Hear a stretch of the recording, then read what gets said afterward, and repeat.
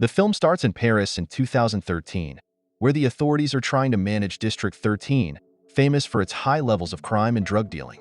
Following the death of the district's leader, T. bin Mahmud, 5 criminals vie for control. Leo, one of them, becomes fed up with the government's neglect of social issues and the unfair treatment of District 13 residents. In response, he detonates the barriers that separate the district from the rest of Paris. This leads to the immediate pursuit of Leo by the police.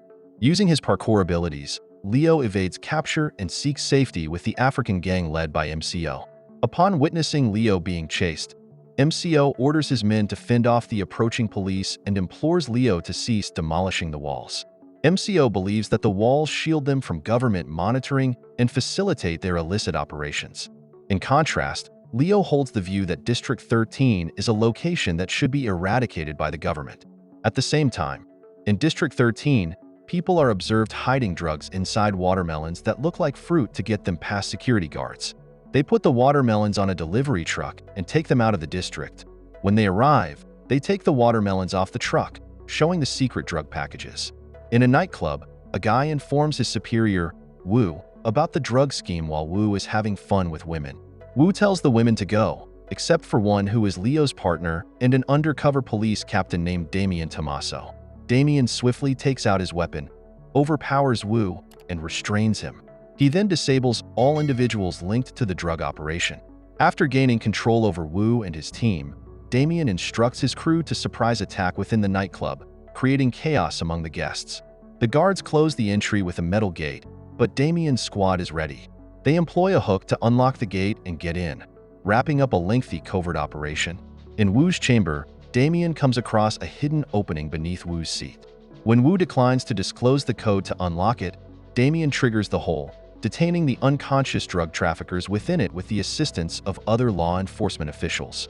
At the same time, a few police officers find it challenging to support Damien because they got hurt in an explosion.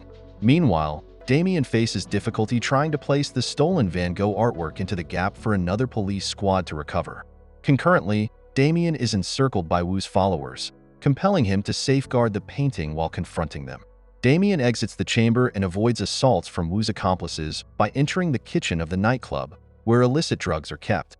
He notices a henchman getting ready to set off a bomb to erase evidence and reaches out to his ally for assistance. Damien's comrade provides him with a sizable iron object to shield the bomb, stopping it from detonating. Eventually, the police succeed in unlocking the metal door and locate Damien, who has conquered all the lawbreakers and safeguarded the painting. Having accomplished his task, Damien heads home to enjoy the night with his romantic partner. Turning to Samir and his buddies, they communicate with a girl named Safia by sending greetings through a radio show from their vehicle parked on a dimly lit street.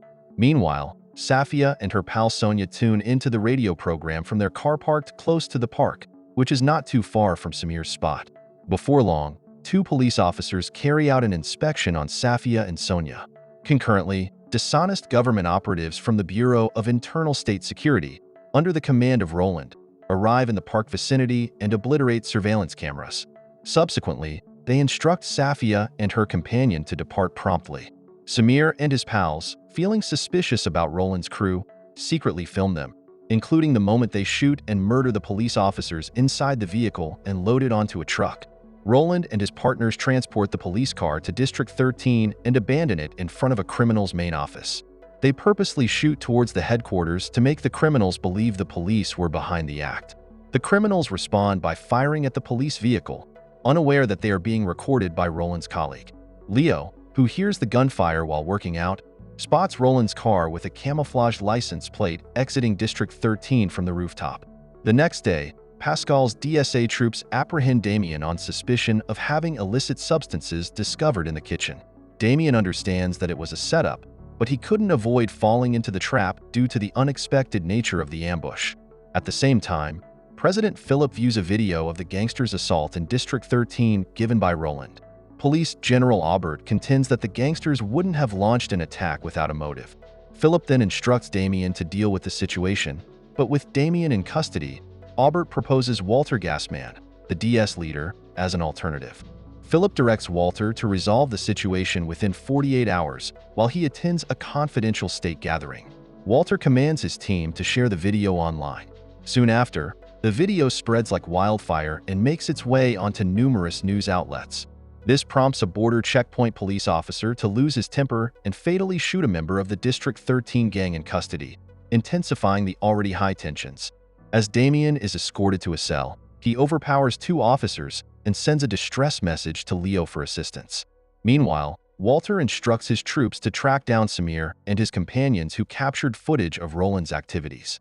Upon the capture of Samir's friends, he reaches out to Leo, handing over the video and revealing that the incident involving the police car shooting was a scheme. Samir tries to escape from Walter's men but is eventually captured. Lita sees the arrest and feels that something is off about the police car shooting incident. Back at his place, he sets up a wire to his music player to warn him of any danger.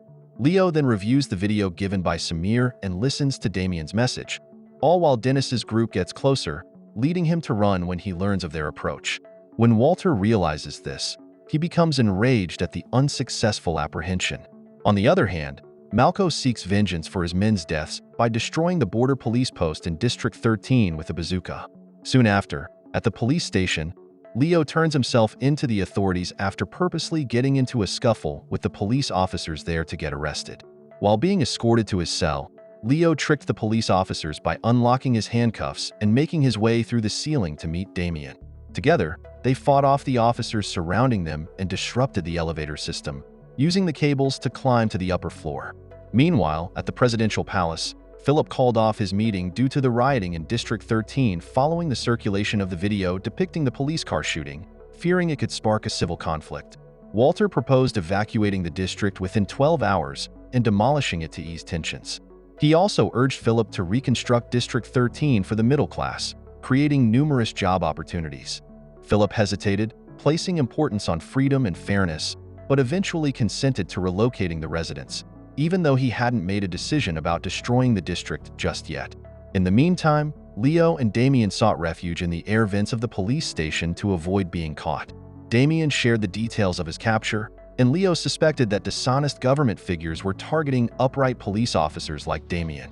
Leo then informed Damien about a video that implicated members of the DS in the police shooting incident, pinning it on the gangsters from District 13. Damien, taken aback by this new information, mentioned that the DS members were solely loyal to Walter as their leader. Damien and Leo devised a plan to uncover Walter's role in the situation. They headed to the DS headquarters, but their actions were noticed by a police officer, prompting a pursuit by the police force. While Damien remained to confront the police officers, Leo conducted a search in Walter's office. He came across a hard drive containing vital information. Once he secured the hard drive, Leo and Damien escaped from the police station by leaping from the upper level onto a car, which they then used to ram into a section of the building. Walter, who was still at the presidential palace, showed signs of anger when he found out that Leo had successfully freed Damien and caused damage to the DS office. As Leo and Damien arrived at District 13, they observed the residents being removed by the military. Subsequently, Leo brought Damien to the headquarters of the Asian gang, headed by Tio, who was skilled in technology, to figure out the contents of the hard drive. Through examining the files, they learned that Walter intended to demolish 5 key buildings in District 13 to redevelop the area for commercial purposes. At the same time, helicopters soared above the buildings, while a group of officers began marking the rooftops with lasers to assist fighter jets in pinpointing the structures to be targeted for destruction. The following day, Leo and Damien understood that only Philip had the authority to approve such attacks. They sought Tio's assistance along with 4 gang leaders, MCO, Ali K, Little Montana, and Carl, to stop the demolition. Their strategy included evacuating the residents and infiltrating the presidential palace to seize command of the demolition center. The following day, Philip reached the palace and was briefed on the evacuation progress. Despite facing challenges evacuating several thousand residents because of limited entry points and multiple sharpshooter gang members in the buildings, Philip instructed Aubert to commence the evacuation without delay. However, Aubert warned that time was running out and recommended initiating the missile strike. Aubert then handed over a briefcase containing the key needed to approve the demolition of the buildings. While the gang members were making their way into the presidential palace, Philip hesitated to proceed with the missile launch. He retrieved the authorization key and requested Aubert to explore alternative options. On the other hand, Walter contended that the inhabitants of District 13 were disorderly nuisances who required elimination. Following the gang members' departure from District 13, the government had the opportunity to lessen the country's challenges and transform the area into a more productive location that could positively impact the nation. Prompted by Walter's advice, Philip directed Aubert to verify the absence of civilians in the vicinity before proceeding with the command.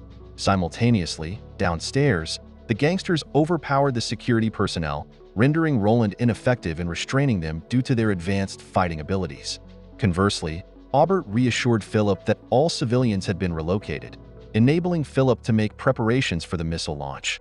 As Philip was about to use the missile launch key, Leo, Damien, and other gang bosses appeared, exposing DS's role in the riots in the district. They presented proof linking Walter and Albert to a plot aimed at gaining from the rebuilding of District 13. With their schemes revealed, Walter aggressively aimed a gun at Philip, compelling him to command the destruction of the buildings in District 13 at once. However, before this could occur, Leo and the other gang leaders subdued Walter and wrapped him in a carpet. Philip thanked Leo and the rest, pledging financial support for enhancing District 13.